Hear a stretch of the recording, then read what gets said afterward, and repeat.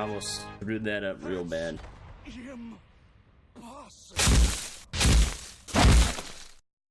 Hey, what's up everybody? This is Swagadon with Swagger Gaming, bringing you another Mage Tower Challenge guide. If you don't want to hear me talk and just want to see the encounter played through, I've provided a link to that video in the description below.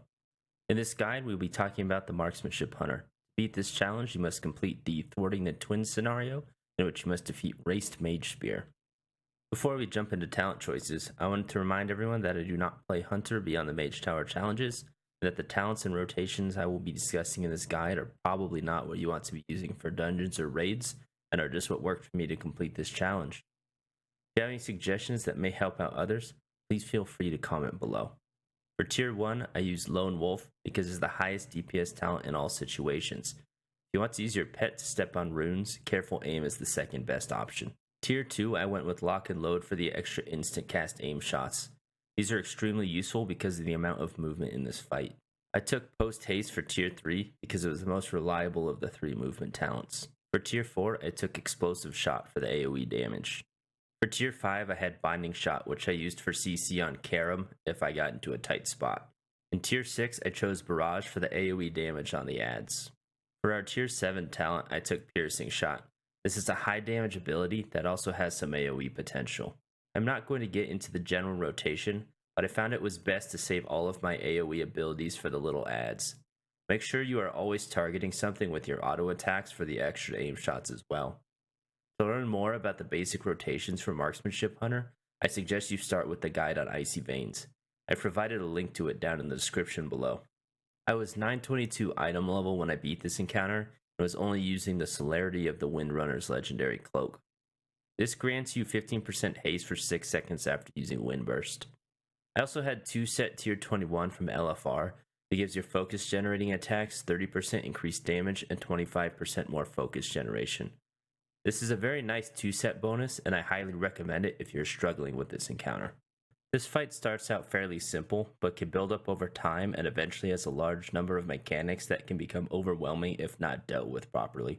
There are 2 main opponents in this fight, Raced and Karam Magespear. Note that you only need to kill Raced to complete the challenge. At the start of Phase 1, Raced will mind control Karam and send him after you. If he hits you, it will knock you back and can one-shot you depending on your gear. Karam will be slow at first, but will build up speed as you damage him. Just kite him around with Concussive Shot and avoid the purple puddles he drops, as these will slow you. Once Karam gets to around 33%, he will enter Purgatory and cannot be attacked. Raced will then become active. Put some damage into Raced and kite his small adds into nice groups that you can AoE down. These adds do a fair amount of damage, so make sure you are not hit by them. Purgatory will last around 40 seconds, and when it is up, Raced will become untargetable and Karam will once again start to chase you. He will be back up to around 67% health at this point. Note also that any small adds you have not killed will continue to chase you. This is not a big deal as they are fairly slow, so just continue to AoE them down. Just like in Phase 1, you will need to bring Karam down to 33% to phase the encounter. The only difference between Phase 1 and 3 is that you will now get Hand from Beyond adds. These are hands that spawn randomly and start a cast called Grasp from Beyond. This is a very high damage ability and can easily one-shot you. Make sure these hands are your top priority and interrupt if necessary to bring them down before the cast goes off. Once you have faced Karam again, Raced will become targetable and Karam will once again enter Purgatory and start healing. This is the point at which you will need to decide what strategy you want to go with. You can either continue to kite and CC Karam and burn Raced down, or kill Karam and then Raced. I found it a lot easier to just pop all of my cooldowns at this point and burn down Raced. Beyond Karam, the small adds and the hands from Beyond in this phase, runes will also spawn around the platform.